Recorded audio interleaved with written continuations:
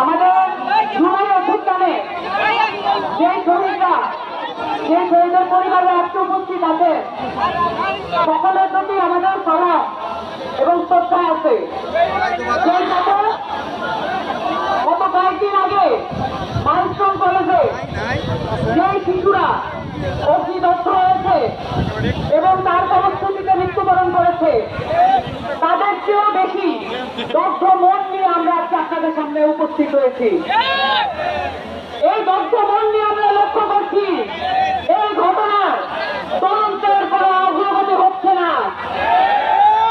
আমরা পরিষ্কার করে জানতে চাই এই মাইলস্টোনের ঘটনার পিছনে কার কার হাত আছে, কোন কর্পোরেট পুঁজি আর কোন বাহিনী এই ঘটনার পিছনে দায়ী আছে। আমরা খুব লক্ষ্য করলাম এআরপিএফের পদত্যাগের দাবি মাঠ থেকে উঠে গেছে, কিন্তু এরকম কোন ঘটনায় আমরা অন্য কোন দেশে পদত্যাগের দাবি উড়ে যেতে দেখতাম না। বাংলাদেশ একটা সভ্য দেশে রূপান্তরিত হওয়া দরকার। আপনার আয়োজন ছিল পুলিশ সংস্কার, আপনারা কি পুলিশ সংস্কার কমিশনের নাম শুনছেন? খালি নির্বাচনের সাথে সংশ্লিষ্ট যেই কটা কমিশন, সেই কটা কমিশন নিয়ে কাজ চলতেছে।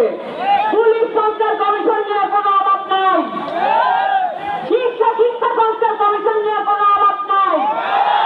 সবচেয়ে বেশি জরুরি ছিল অভ্যুত্থানের পরে পুলিশ সংস্কার কমিশন এবং শিক্ষা সংস্কার কমিশন। কমিশনকে ইচ্ছাকৃতভাবে অবহেলা করা হয়েছে এবং আমাদের কপালে জুটছে একটা শিক্ষা উপদেষ্টা। এই শিক্ষা উপদেষ্টা শিশুদের দগ্ধ মৃতদেহের উপরেও তার বিশ্রাম করার সময় মেলে।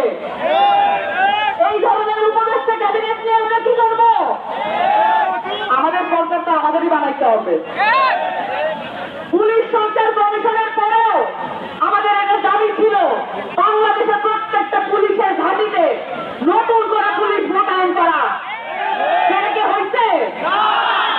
এই আগের পুলিশ যত যেরকমই থাকবে সব ট্রান্সফার করে কোনো লাভ হবে না, কারণ এই 15 বছরে প্রত্যেকটা নিয়োগ দলীয়করণ করা হয়েছে। দলীয়করণ করা হয়েছে না?